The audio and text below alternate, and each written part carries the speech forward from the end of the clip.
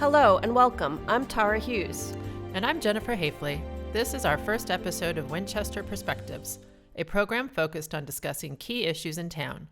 Today's show is also available with video, depending on your platform. Today we're talking about the proposed override with three members of the State of the Town Committee. Paras Bayani chaired the State of the Town and is also on the Select Board. Derek Ross is chair of the Finance Committee, and Stephanie Minyarji is on the School Committee and the Capital Planning Committee. Thank you for joining us. We know you all volunteer your time to serve the town, and we greatly appreciate you taking the time to be with us today to talk about the proposed override. Thank you for having us. And one point I just wanted to clarify, I think for all three of us, is that as a member of the Select Board and the School Committee and the Finance Committee, we're here really answering factual questions that you all have, speaking on behalf of ourselves as individuals, and not using any municipal resource in this conversation. All right. Absolutely. Well, why don't we start with you? Basic. What is an override?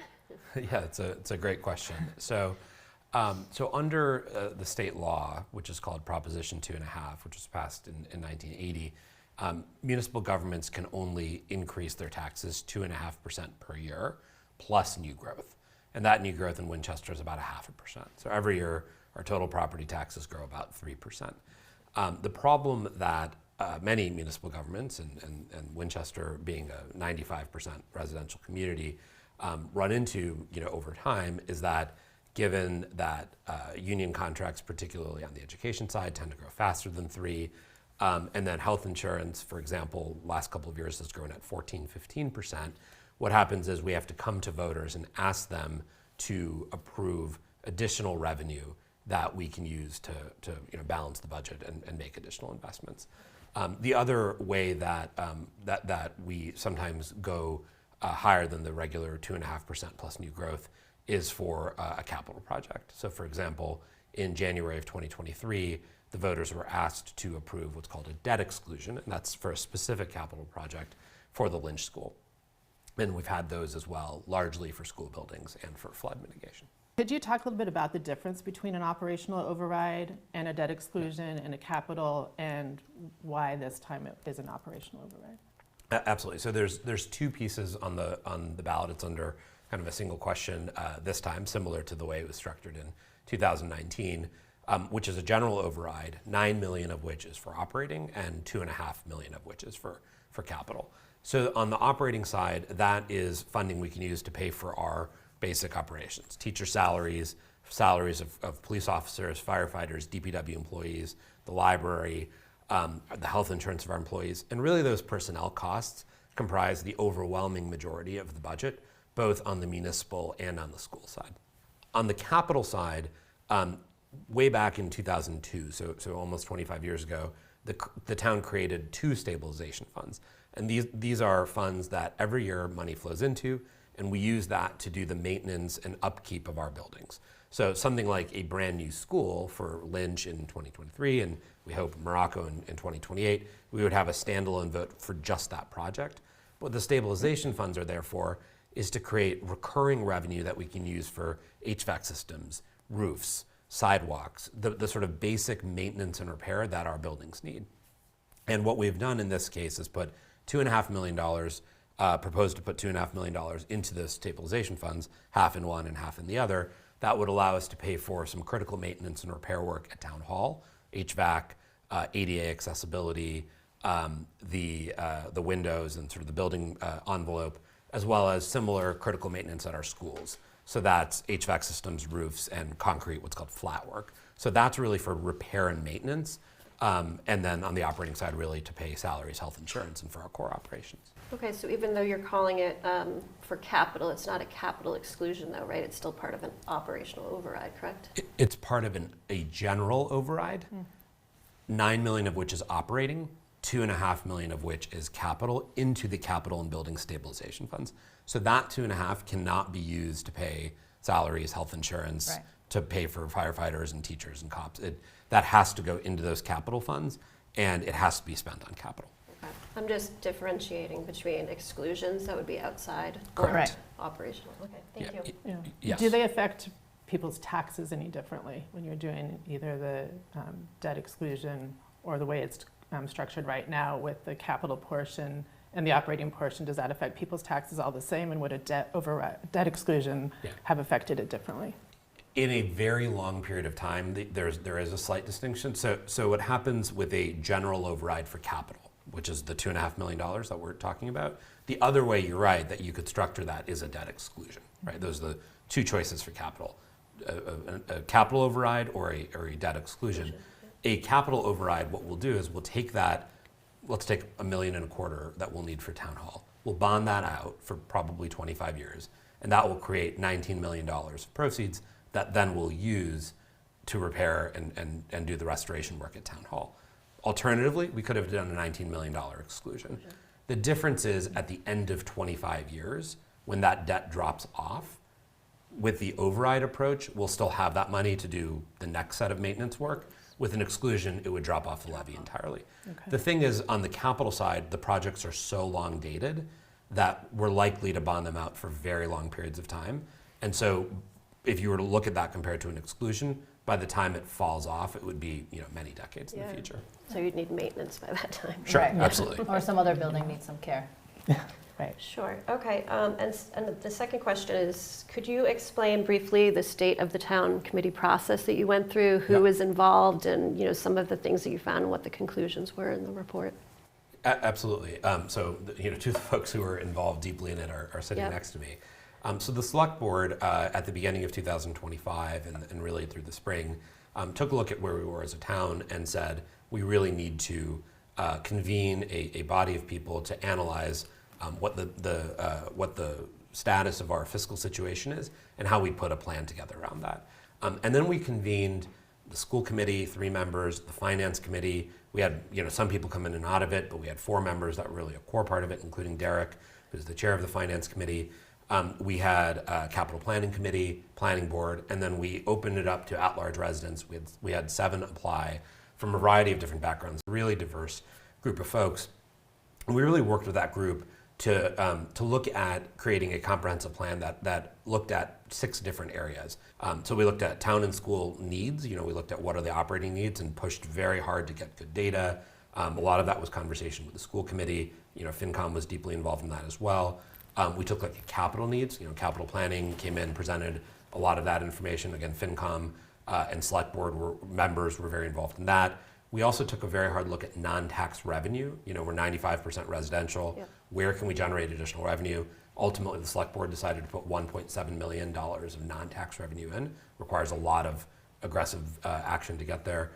We looked at structural costs and efficiencies. Where can we make strategic cuts? Where can we bring down our level of spending or the level of growth of our health insurance?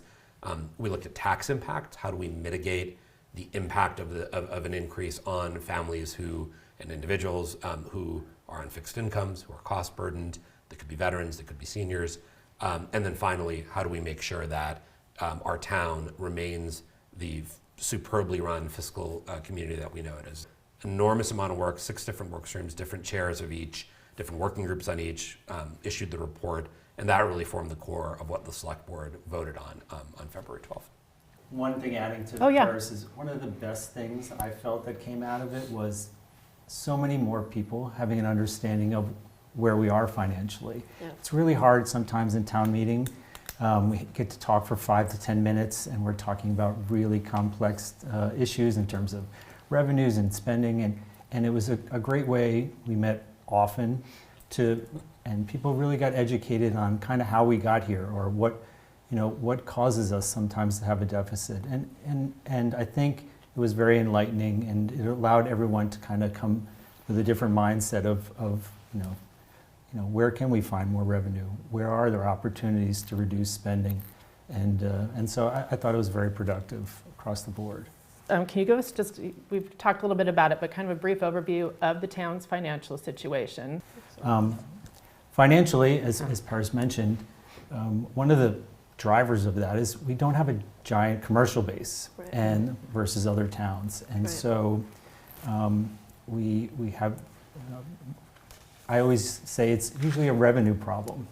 Our current needs within a town are greater than the revenue growth, which is usually around the low 3%.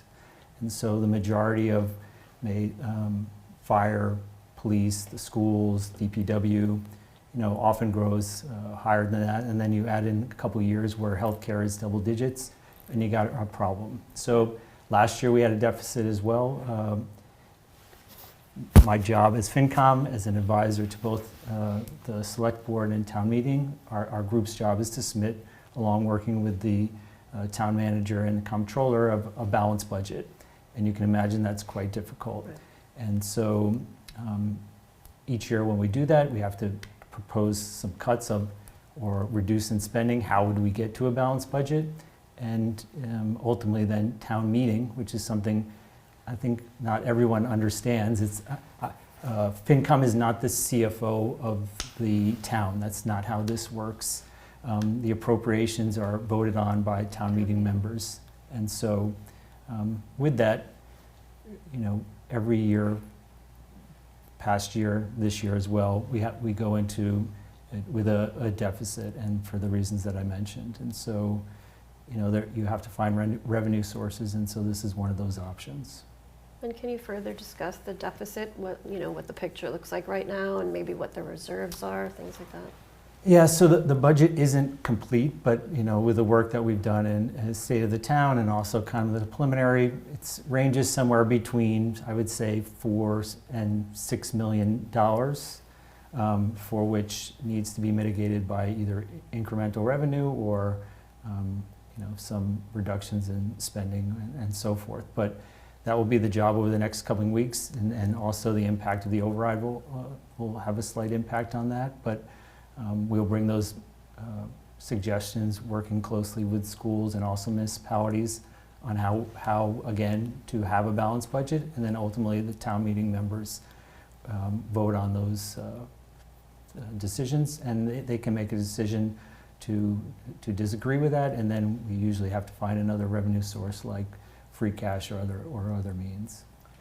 Are you preparing two budgets? Is the Finance Committee preparing two budgets? One if the override passes and one if it does not? No, so it's hard enough to do one. So we're more working on with the municipalities and the schools on kind of where the spending currently is, and where we'll land on terms of growth, and then ultimately if whatever decision is made by the town taxpayers, will put together a budget and present that at the Springtown meeting. I think we have a lot of sense of what may happen, Right. depending on a yes or no. Okay. But there's time after Saturday. Yes. To then determine To which determine budget you which would need. Correct, yes. Okay. And then could you have, you've mentioned a couple of times, like the town is basically 95% of revenues are generated through residential taxes. And you all have talked a little bit about needing more, like looking at other options for revenue. What types of things has the town been looking at? What did the state of the town discuss? Is anything actually happening? And why is it so hard to get commercial revenue in this town? I can take some of that. Yeah. So many, right? Just one clarity, it's not 95, it's substantial, but we Okay. also get state aid and Okay, so when you- excise tax. and, 95% of our tax levy is Yeah. residential, slightly Okay. more than 95. Yes. So inclusive of the, to Derek's point, the Chapter 70 money that comes to the schools, and a little bit of federal funding, and Chapter 90, which is for our roads, we do get some state money as well. Yeah. Okay. So as a proportion of the overall budget, it's less. I don't know if you know the number offhand, but Yeah. in terms of our local tax, it's That we 95. bring in. So your question's on other many sources of revenue. questions. Yeah. A lot to grow commercial. Yeah. Yeah. So why don't we talk about the money that we did count, and a lot of these are savings that we really ground out. So one area that we've worked with FinCom and our staff on is interest income. So we have an additional $500,000 of interest income factored into our plan. We've had larger balances. We think there's things we can do to invest our cash in a way that can generate more income for us. Another is we're bringing an article with the school committee, maybe with FinCom as well. We're still discussing it, to Springtown meeting to build solar arrays on a number of properties, particularly Winchester High School's gym roof. We think that can generate another $100,000 of income. We have talked about how we can expand commercial operations and commercial pricing at the transfer station. We think over time that can be up to even a number like $500,000 per year. But we've given town manager and our DPW the charge to start with $250,000 implementable January 1st of 2027. There's a very broad range of things that we're looking at. And then the other one is development and where we can develop. So there is not in this town today enormous amounts of land to build the type of large-scale facilities that, say, a Lexington may have. Right? We do have, though, an opportunity to increase mixed-use development a little bit in the Center Business District. There's obviously a site right next to Town Hall called 10 Converse. There's a proposed condominium there that the planning board has now approved. There'd be retail on the ground floor. There's projects up North Main Street that the planning board brought a couple of years ago, a rezoning to rezone that whole area after a visioning study. We have one project approved at the Meineke, which is right across from the doctor's office, the shuttered Meineke. That'll have retail, commercial on the ground floor. I think 16 apartments up above. Right next door to that, at what's currently the Sakura, the Japanese sushi restaurant, would be a similar development. So as we see developments come in on North Main Street, as we see Washington and Swanton, that will get moving, ground floor retail, apartments up above. These projects coming online will produce, a small project like where the Meineke is might produce tens of thousands of dollars of revenue, hopefully close to 100. A large project like 10 Converse could be $500,000 of revenue. That is a combination of residential and commercial, but when you start to add all of these up, they do move the needle on new growth. So we want to keep working with the planning board and see some of these rezonings come through. And then the other one is Holton and Cross, which do not actually intersect with each other. We think that that's a very unique type of zoning that we actually have in Winchester. And the planning board does want to update basically the use tables to allow more activity up there. So we absolutely want to push more light industrial as well as more mixed use on North Main Street in the center. And we think that, again, why we think we were able to bring the plan down to 11.5 million, because we can see some of that revenue flow through. And you did also increase, I believe you already took action on that, you increased the fees for like building fees and stuff, right? Great point. So, our board chair who led, Michelle Pryor, she had put out a target of $200,000 on that piece, fees and fines. And we already increased building permit fees at a level that should produce $200,000 of revenue starting April 1st. Nice.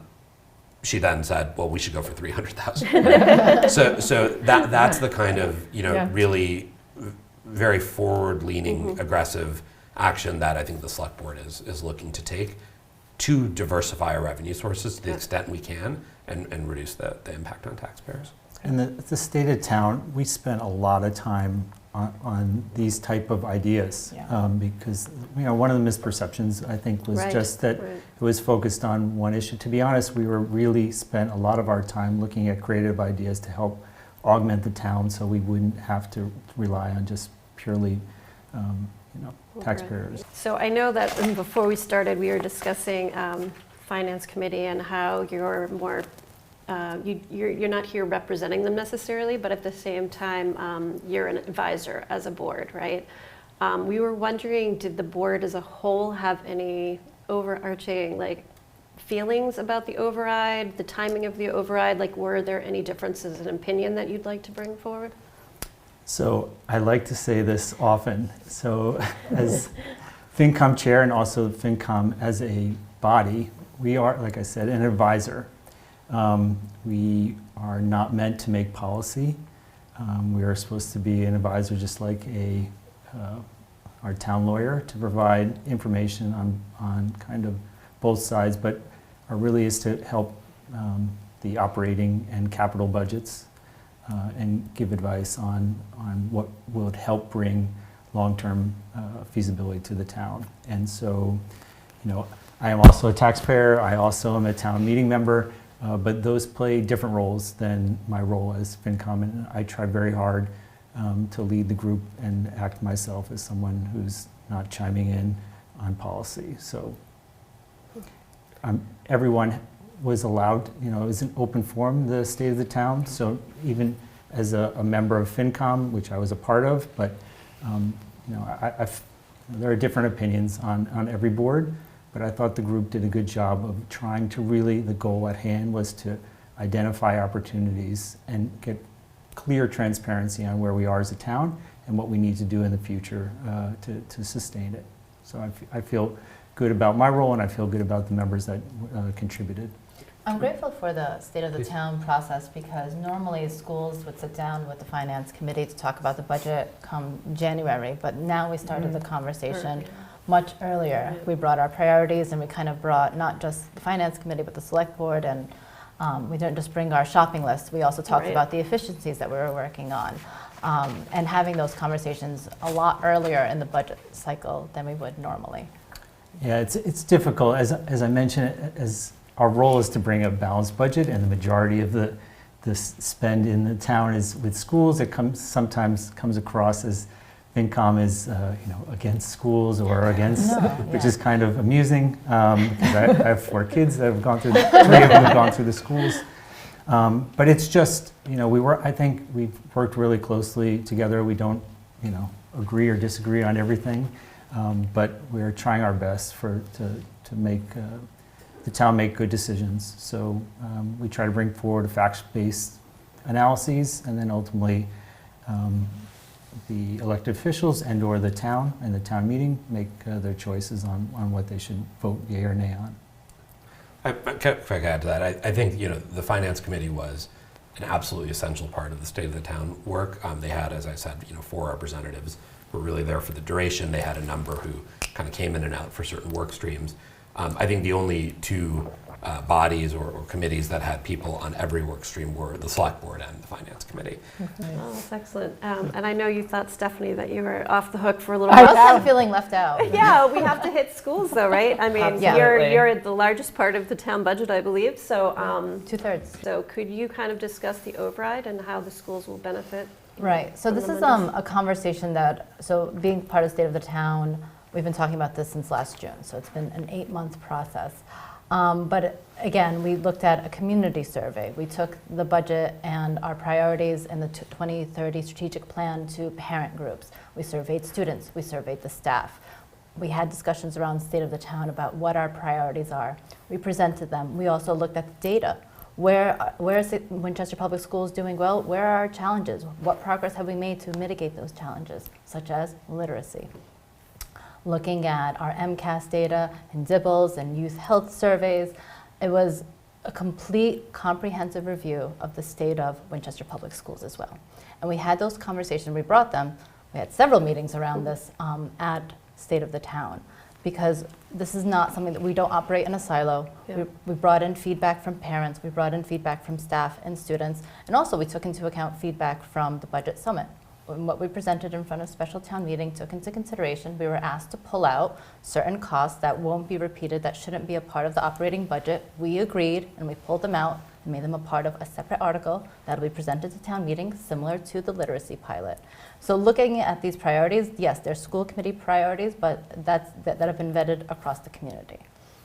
So. I just wanted to follow up on literacy. So is the literacy curriculum and the professional development, all the different pieces, is that included in the override or is that a separate? So the ongoing professional development and ongoing curriculum materials are a part of the operating budget, but the initial startup cost for starting the new literacy rollout will be presented as a separate article for Springtown meeting. However, that has been included in the model.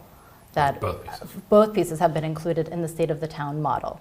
So ongoing operating and one-time asks from town meeting, that all draws from the budget, right? You'll have to draw it from free cash, and that was incorporated in the model to help determine the final figures to be put on the ballot. So the reoccurring, that goes into what's called the operating budget, and it grows on average at about 5%, but we've committed to hitting a target of 4% after this fiscal year. So we're going to hit a target of 4% for what we call level services. And that's our operating budget. Those are the growth targets for our operating budget. A one-time article is just a one-time cost, right? Like, we're not going to buy a new curriculum every year, so it shouldn't be a part of the operating budget. That's what we're bringing to Springtown meeting. We did something similar for the literacy pilot last spring, right? Where it was about $500,000 that we asked from Springtown meeting to do the literacy pilot that has been implemented across all 5 elementary schools. Now, coming this September, we hope to do a full implementation, K-5, all 5 buildings, and that startup cost is built into that one-time article. Yes. So There is, the school committee has put in some one-time costs for, as you said, literacy one-time expenses, math one-time expenses. In addition, there are recurring expenses related to those. Right. That's the professional development, the training, and all of that. Now, both parts of that are in the model. It's of course true that if we didn't have an override, you could probably, out of free cash, out of our reserves, find a way to just pay for the one-time costs. The problem is you can't pay for the recurring costs. You need to, so you buy the curriculum, but you can't actually Maintain it. maintain it, properly implement it. And when you say the model, is that the $11.5 million override, or is that a different model? No, that's the financial model that takes all the revenue and expenses into account, and then it concludes with an $11.5 million override, $9 million for operating, $2.5 for capital, and that's phased in 50% in year one and 50% in year two. There's other one-time expenses, just to be clear, that are baked in. For example, the planning board will need to update their master plan at some point, which is a legally required initiative that then makes us eligible for a bunch of state grants. So there's a bunch of things that we would fund as one-time expenses out of the general budget, and that's all baked into the model. Right. Now, in theory, you could pay some of the smaller one-time expenses without an override. The problem is then you can't, on the school side, implement those programs without the recurring staff. Without a sustainable So is it, funding if the source. override were to pass, do you not come and ask for the one-time funding from town meeting, or you still do? That's a very good question. So if the override should not pass, there are choices that are going to have to be made, right? The funding source, everything is ultimately up to town meeting, override or no override. What schools will bring forward, for example, the ask, and I asked this at special town meeting, if the override should fail, how much of free cash would schools need to meet our ask? And it's about $9 million of free cash. About that. We'll call it 8. Okay. $8 million That's a large in number. free cash. I don't know if that's doable. We'll have to look to our advisor. And I don't think that that is a sustainable model in the long run. I don't know what that would do to our bond rating. I don't know what the impact would be on our future borrowing prospects. Those are the hard conversations that we're going to have. Right. And if $9 million in free cash is not available, that's when hard choices will have to be made. Could you discuss some of those? Like, are we going to lose teacher? What Yeah. does that look like for us if it doesn't pass? Yes, so I believe for every $1 million that's cut from the school's budget, it impacts about 12 to 15 FTEs. Now, the classroom is the last place we look when we're looking to make reductions. However, there's just not much room before it starts impacting classrooms. But that's the first place that we would want to maintain our current classroom sizes, to really look at other options such as athletic fees. Are we going to have to raise athletic fees? Right now you have to pay to participate in high school football. That fund, right now the fees only cover 50% of the program's costs.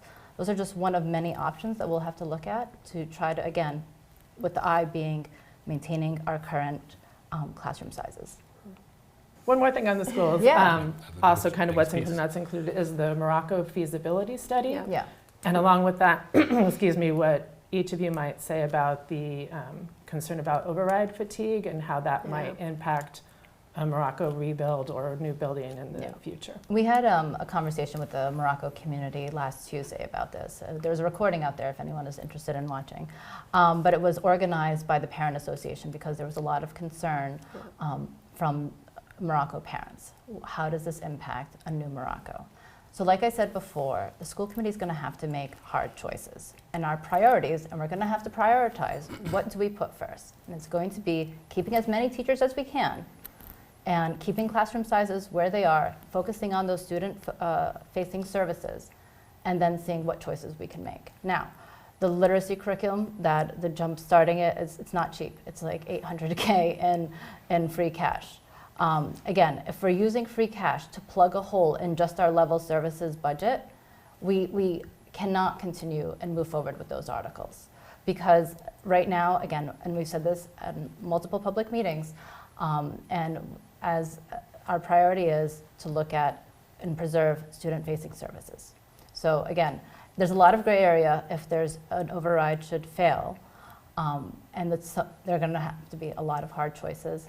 But again, it's teachers first, classrooms, and student-facing resources first. But of course, a new school building or a renovated school building for Morocco is obviously going to be important. So how do we try to fit that into those priorities with a feasibility study and then either a new build or renovation? It is. So we're going to have to hope again that we'll bring it to in November, and that's really our last chance because we have 270 days with the MSBA to start that feasibility study. So we're going to hope and bring it to the fall and hope that the town's financial situation is a little bit better in the event that the override should fail in March. Okay, so the feasibility study would come in It is, November. I mean, Morocco is an absolute priority in terms of where we want our capital assets and what our capital assets for our long-term plan for our capital assets. And we already submitted it for spring town meeting. Right. However, that is compromised and along with our current partnership with MSBA in the event of a failed override. I mean, the reason why the MSBA was so quick to partner with us again, which is, to be honest, kind of surprising, given that they just partnered with us for Lynch. Right. And we're still wrapping up that project. There's a short punch list, but MSBA was so quick to partner with us again because we have a track record of support in the community. Right.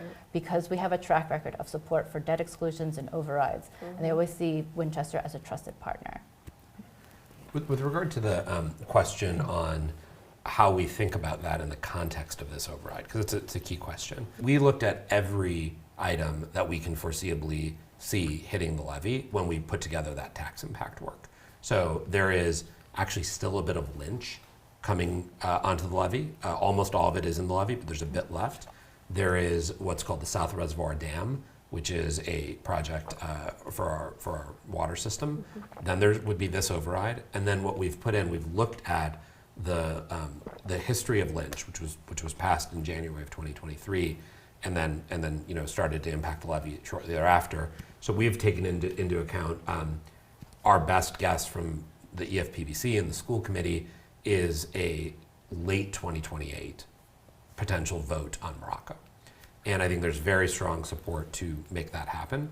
And so we've actually started to build in the impact of that in terms of the tax impact. So the number that you see in the plan, it's about 13, in business as usual, about a 13% increase, and then it would be about 22%. That's over 4 years. That includes Morocco. Okay. That includes the Morocco school project, as well as everything else we know of that could hit the levy. And that's intentional because we want to give people not just the view of this override, but the view of the whole the whole thing, set of things that could hit the town. So obviously, voters will have a separate vote on Morocco. So I think there's a lot of support to do that project, and I think that the view that we've had is we have to take that into account when we're sizing this override and in the tax impact that we're showing people, because it is part of the whole package. One clarification, just because I get so many questions on this lately about the feasibility study.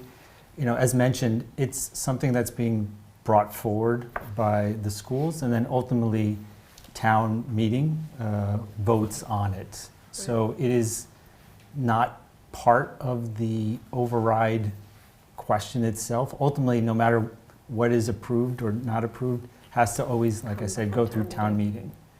I just wanted to ask, as you're talking about the different elements that are factored into the numbers that you presented to the town, are any of those going to roll off anytime soon? Like, will Lynch roll off? Will the reservoir roll off? And people might see a little bit of relief from paying for those pieces. I think Ambrose is rolling off. Ambrose is rolling off the capital stabilization funds, though, right? So that will give us capacity to do additional capital projects. Ambrose was unusual because Ambrose was bonded against our building stabilization fund. It wasn't done as a debt exclusion. The first major project to roll off will be VO, and then eventually the high school. Those won't be until after 2030. So it will take a bit of time. And part of that is that the town has made a generational investment in its school buildings. And Morocco is that seventh and final project remaining. And so some of the reason that we've had more exclusions is that whole set of building projects and the flood mitigation projects, right? The whole town used to flood. The flood mitigation projects have really helped the town, helped homeowners from large bills from insurance premiums, high decrease, premiums, protect our municipal assets. But that is in the levy now. Over time, to your point, Jen, that will roll off, but it's still a little bit A away. little bit away. It's difficult. We have about 575 million in gross assets in the town, Right. with a useful life of anywhere from probably 25 to 30 years. And so if you kind of do the math, 20 million. it's 20 some odd million a year in terms of maintenance. Now, we all know that our homes' roofs are going to go in 30 years, but are we Right. really putting Yeah. money aside? And so Right. it's a unsexy and unavoidable is a term we Right. use, but it is official mantra of the capital it is Yeah. we have a lot of assets, as Paris mentioned, that we need to continue to maintain, and so it's a pretty big number, and that's just with the existing assets, not along any net new ones that we add. Yeah. Well, that kind of leads us into, since we talked about schools, now with the override, what is the municipality looking to kind of fund, and what would happen if it doesn't get funded? What things will the residents see? What changes in services, things like that? So just as on the school side, it's the superintendent's budget with the approval of the school committee. It's a similar structure on the Yeah. municipal side. It's the select board advising the town manager, who then provides the budget. There are much more targeted investments, I would say, on the municipal side. We had a process where we went out and talked to all of our departments, had them really just focus on the needs that we thought were real needs, and then the select board went through that very carefully with our previous town manager and ultimately funded about half of it. Some of the highlights of that, I would say, creating an adult education director at the rec. We made some investments in the green spaces and green areas, in maintaining Wedge Pond, Winter Pond, the conservation areas, Mill Pond. There's some really, to use the capital committee's term, unsexy and unavoidable things on the operating side too in the municipal. I'll give you an example.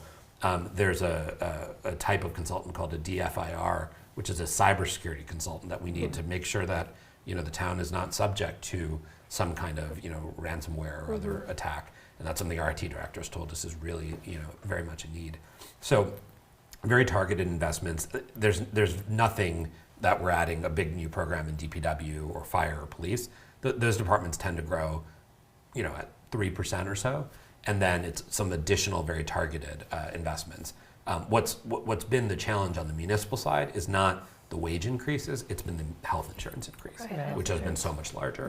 Yeah. In terms of if a override does not pass, the town manager articulated at Springtown meeting special town meeting, that his goal would be to protect the critical life safety departments first, and then what would be cut back would be some of the services that are quality of life oriented, trimming, mowing, cleaning type of services. So shrinking hours, we would pull back on some of those investments. So it's not as though the town would be looking to make deep cuts in critical life and safety services. We don't want to give, and the town manager is very sensitive about that to give people that impression. I think it's important.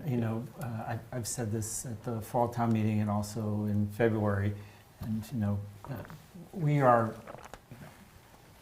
not in a town crisis aspect. We do have over 20 million in free cash, and so we'll work with schools and also municipalities to do whatever we can to make in the short term.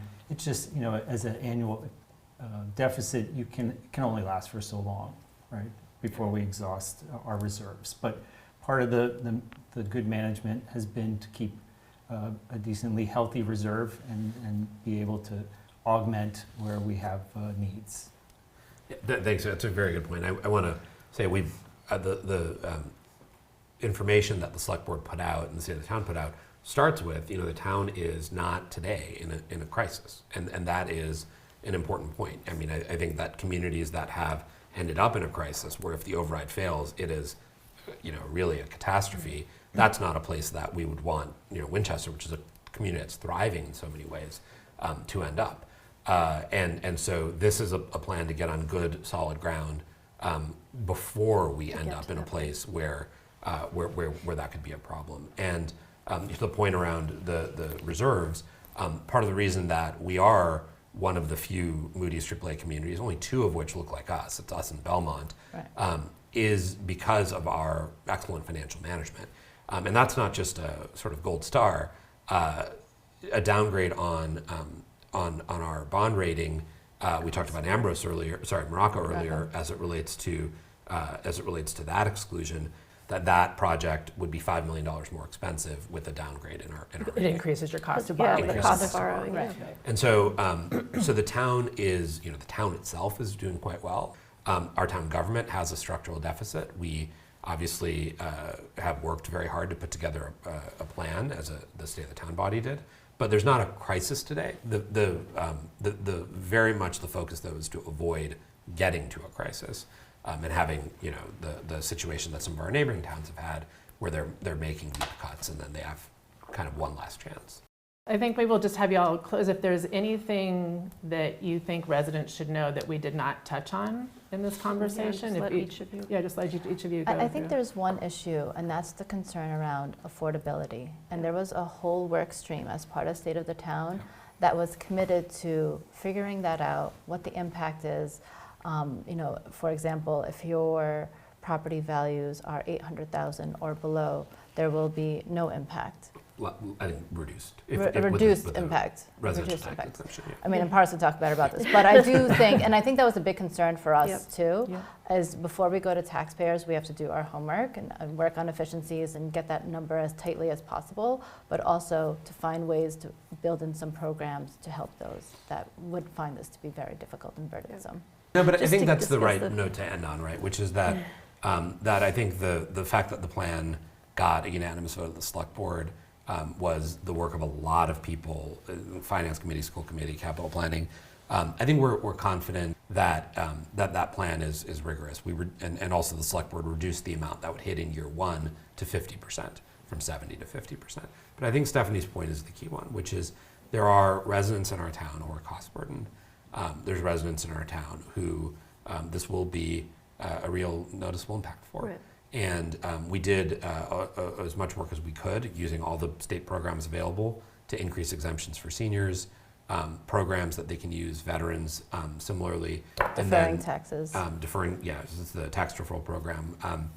And also looking at what's called a residential tax exemption to not maybe fully eliminate, but greatly mitigate the impact of a tax increase on homes below $1 million or homes below $800,000. And all 5 members of the select board indicated support for that. Very briefly, could you explain how that would work, the residential tax exemption? Is that something that the select board's going to vote on? Is it, and how soon would it be coming? Because there might be people that want to vote for this, but they don't see that Right. happening, or they don't know when it's going to happen. what the Is there a process is. timeline or a process to that quickly? The select board votes on it every November. Okay. And so up until now, the select board had not implemented that. Most of our peers haven't. When we talked about it as a select board a few months ago is, those are folks who have helped build the town. Many of them may have worked for the town, right, as a municipal employee right. or as a teacher. And so what can be done to help those folks stay where they are? When the select board talked about it conceptually, everybody was supportive of it. And so we would look at that for a November vote if we were choosing to do it. The assessor did tell us, if you're going to do it in November, please tell me in April, so some time. And then that would take effect in January. And Derek, did you have anything else to add? Yeah, no matter how you end up voting, I think it's just important to also realize, then ultimately the town meeting members vote on the appropriations. And so in a representative government, they're the Senate body that gets together, and no matter if it passes or not. And so elections matter, and so please reach out to your representatives if you have any questions or want to talk to them about any issues. They're usually open to discussing just about anything. That's Right. right. That's Right, right. Come so straight even to the if- source. Right, so even if it passes, it's still up to town meeting to appropriate, so some money might not get appropriated even. Correct. Yeah. Correct. And I guess our final question, that we are here in Wyndham, right, where they're supported us in creating Winchester Beat. And so we did want to put that little bit in there about Wyndham receiving funding, and if anyone wanted to explain why they receive funding in the override? Because basically of what's called cord cutting, people moving to Netflix and not having their regular package with Comcast or Verizon or whomever, the community impact fees, which are part of the cable package, have been in decline, really across the country. Right. But there's a fee embedded there that support organizations like WinCam. And that's how WinCam has received funding. Because people are turning off cable subscriptions every year, that's going down. And so WinCam had come to us and talked to us about, they have a structural problem. And WinCam does a tremendous service for the community, obviously, covering local government, but also covering local sports, high school events. I think there's huge demand for having WinCam come and cover certain events. I know they have more demand than they have ability to cover. And so there's a small allocation, again, subject, as Derek said, to town meeting appropriation, that would go to help support WinCam. Okay, great. Yeah, and it also helps with accessibility, right? Some people that can't show up to the meetings, Absolutely. whether you have young kids or disabilities, anything, it helps them actually stay involved in town politics. That's correct. Thank you all very much. Thanks for having us. Appreciate you coming in. Thank you so Thank you so much. A note to our listeners. We also invited the Yes and No campaigns on the override to share a comment for this show. As of this recording, the No campaign had not responded.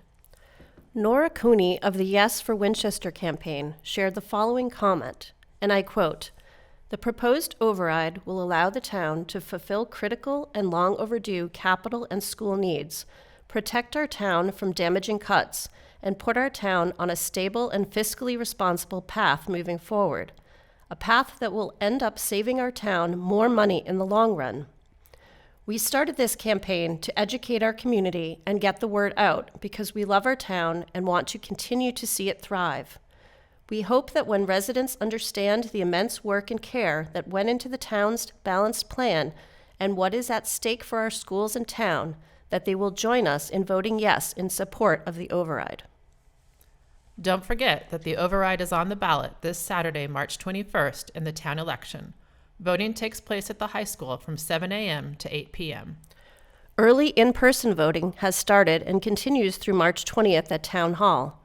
Hours are 8 a.m. to 4 p.m. through March 19th and 8 a.m. to noon on March 20th. The deadline for mail-in ballots was 4 p.m. on March 16th. Absentee ballots can be requested until noon on March 20th. And that's it for today's show. Thanks for listening. If you have questions or comments, you can reach us at winchesterbeat01890@gmail.com.